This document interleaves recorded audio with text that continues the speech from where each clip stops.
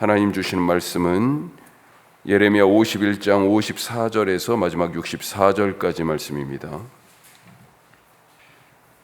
저녁에 약간 서늘해진 것 같아요. 새벽에 잘 주무셨습니까?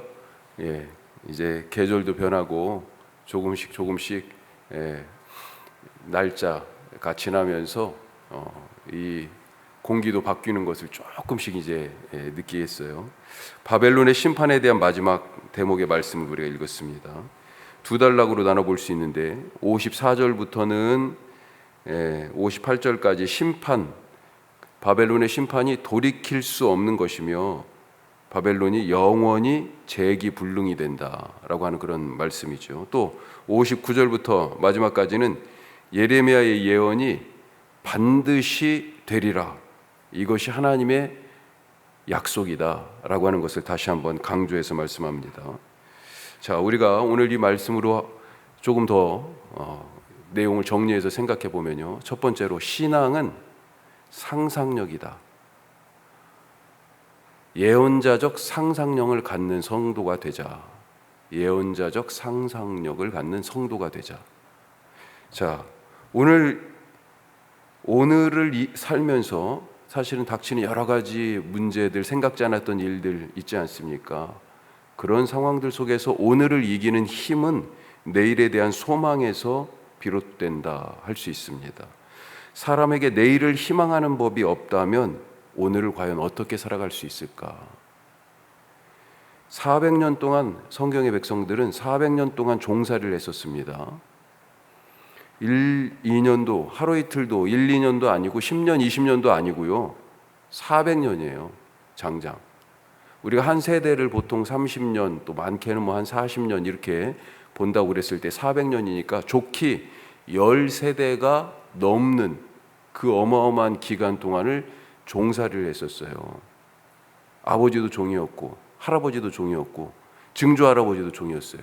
그런데 그 증조 할아버지의 아버지도, 할아버지도, 그 증조 할아버지의 증조 할아버지도 종이었고, 또 증조 할아버지의 증조 할아버지의 아버지도 종이었고, 할아버지도 종이었고, 그 증조 할아버지도 종이었어요. 그런데 아직도 10세대가 안 된 거예요. 9세대밖에 안 되는 거잖아요. 그렇죠?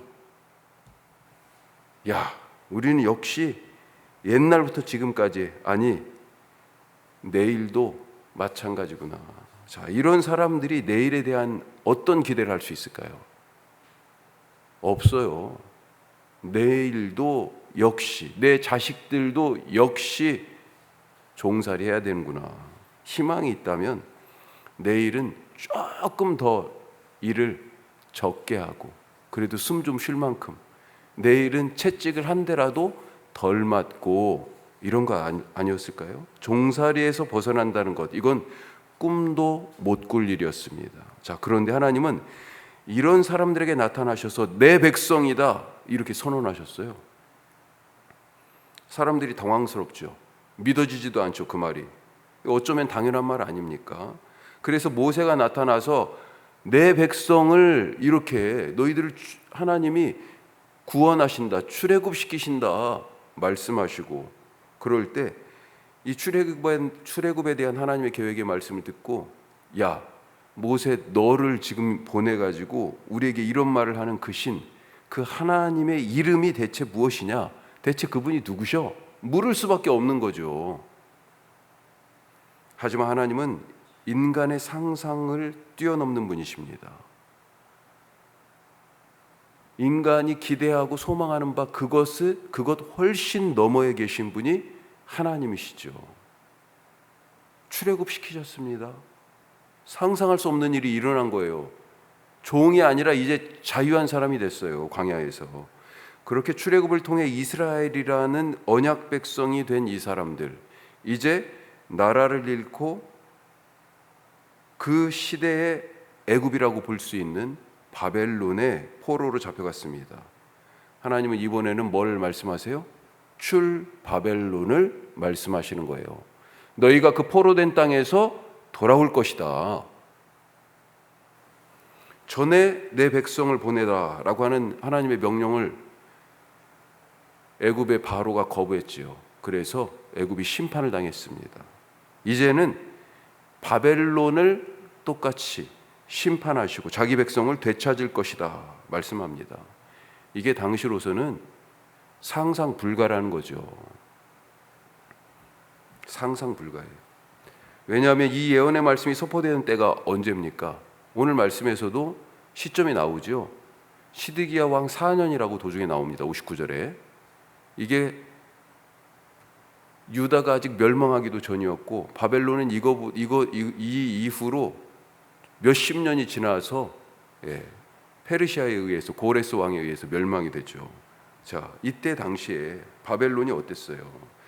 쇠락하여서 힘이 빠진 것도 아니었고요. 새로운 강대국 페르시아, 이 바사 왕국 같은 그런 왕국이 새로운 강자가 등장해서 국제 정세가 막 요동치고 자기들의 갖고 있는 위세가 꺾일 그런 조짐이 보이던 때가 아닙니다. 아직 느부갓네살 왕이 시퍼렇게 살아 있어요.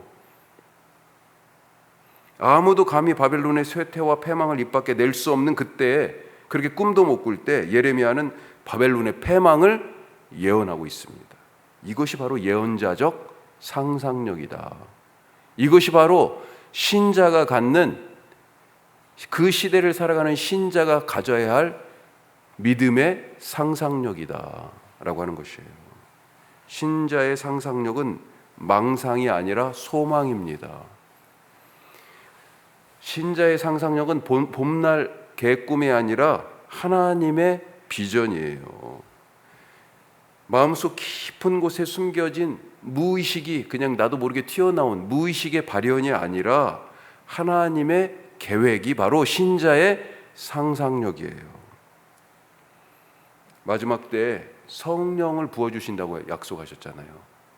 그 약속하신 성령을 마지막 때에 부어주셔서 자녀들은 예언을 하고, 이 상상력이잖아요. 젊은이는 환상을 보고 늙은 사람들은 꿈을 꾸리라. 이게 바로 마지막 때에 우리에게 주신 하나님의 상상력이에요. 소망의 능력입니다. 지금 이 시대를 살아가는 우리에게 필요한 것이 바로 하나님이 주시는 내일에 대한 소망을 예언자적 상상력으로 바라보는 그 신앙, 바로 그 신앙 아니겠습니까? 오늘 우리가 그 신앙 가질 수 있기를 간절히 바랍니다.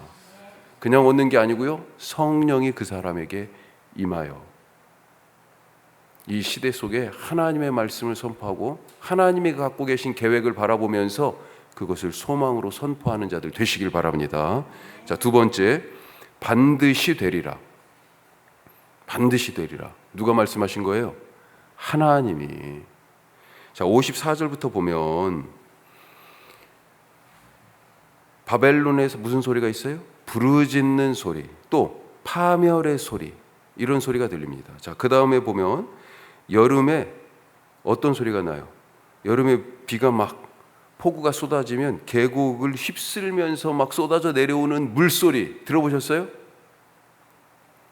이제 올해는 아니고 한 두세 해 전에 금대리에 갔어요. 비 오고 나서 와 놀랬어요 진짜. 금대리 거기에 물이 그냥 위에서부터 쏟아져 내려오는데 와 막 오싹오싹 하더라고요. 그리고 그 소리가 완전 천둥 치는 소리잖아요. 천둥 치는 소리. 물이 막 확 그 계곡을 따라 내려오는 소리가. 하나님이 지금 그런 분노의 소리로 바벨론을 심판할 자들을 불러오신다는 거예요. 원수들이 몰려오는 소리, 바벨론의 심판자들이 몰려오는 소리가 많은 물의 파도 소리처럼, 많은 물소리처럼 지금 요란합니다. 두려워요. 그 소리가 지금 다가오고 있어요. 우르릉 쾅쾅거려요 그냥. 바벨론의 용사들은 그래서 사로잡힙니다. 그들의 활은 꺾여요. 자, 그런 말씀들이 쭉 나오는 거죠. 56절에 가면 그래서 끝에 뭐라고 되어 있습니까? 56절 끝에 여호와는 보복의 하나님이시니 반드시 보응하시리로다. 57절 끝에는요, 그들이 영원히 잠들어서 깨어나지 못하리라. 바벨론의 심판을 지금 이렇게 얘기합니다. 자, 58절은 또 어떻게 되어 있습니까? 그들의 성벽은 회파됩니다. 바벨론의 성벽이 어떤 성벽이라고 그랬어요? 그냥 호수 성벽이 아니에요. 담을 하나만 쌓은 게 아닙니다. 이중으로 쌓았어요. 외성벽이 있고 내성벽이 있습니다. 그럼 그 사이는 어떻게 돼 있을까? 채워져 있어요. 채워져 있어. 집도 있고 또 다 이게 지붕처럼 다 성벽이 막혀져 가지고요. 그게 엄청 두꺼운 거죠. 그 위에 전차가 지나갈 정도의 전차가. 그런데 이렇게 두꺼운 성벽이 회파됩니다. 성이 얼만큼 또 성벽이 높으면 성문이 높다고 돼 있어요. 그 높은 성벽들이 그 자랑하던 주변의 모든 나라와 민족들을 멸하고 당당하게 군대가 개선하던 그 군대가 승전가를 부르면서 오고 가던 그 높은 성벽이 불타버려요. 백성들의 수고, 그걸 어떻게 지었겠어요? 백성들이 지었죠. 민족들의 수고. 세계 7대 불가사의 중에 하나, 고대. 그 중에 하나가 바벨론의 공중정원이에요. 그 바벨론의 공중정원을 바로 느부갓네살 왕 이 시대, 신바벨로니아 시대에 만든 겁니다. 그런데 그런 모든 수고가 다 헛되다는 거 아니에요. 헛되다. 여기에서 오늘 말씀에서 여기에 더해서 놀라운 일이 하나 더 있는데 진짜 놀라운 일이죠. 바벨론의 패망에 대한 이 말씀을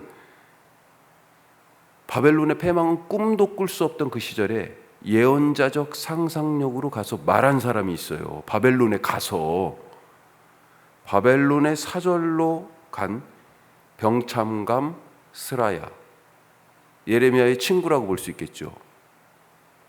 59절에 보면 이때가 유다 왕 시드기야 4년이라고 되어 있습니다. 시드기야가 바벨론에 지금 사절단을 보냅니다. 시드기야를 왕으로 세운 게 누구냐?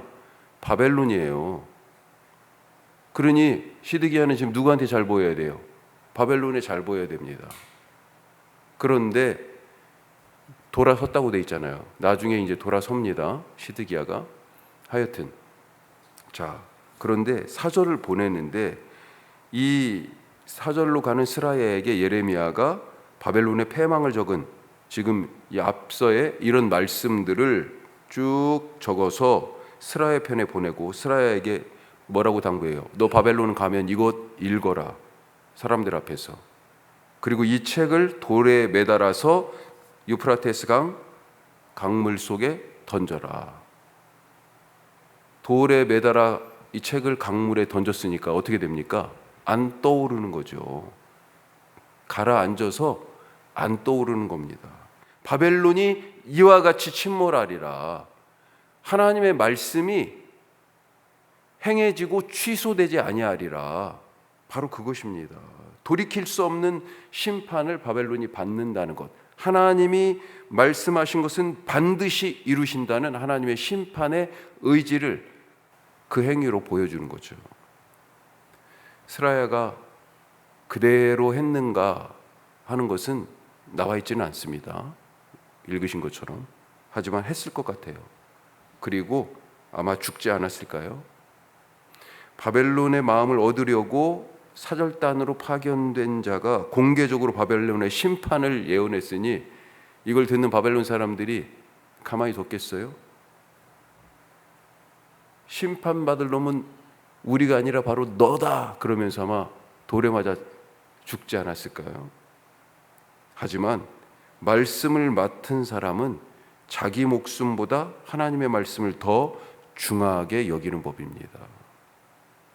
오늘 하나님의 말씀, 그 말씀은 반드시 이루어진다라고 하는 것을 믿고 내 목숨보다 하나님의 말씀을 더 소중하게 여기는 그런 예언자적 상상력으로 선포하고 예언자적 상상력으로 오늘도 살아가고 그렇게 말씀을 내 목숨보다 더 중요하게 여기는 이 성경에 나온 예레미야나 스라야 같은 그런 하루를 살아가시는 오늘 되시기를 주님의 이름으로 축복합니다. 기도하겠습니다. 오늘 우리 두 가지 말씀 나눴습니다.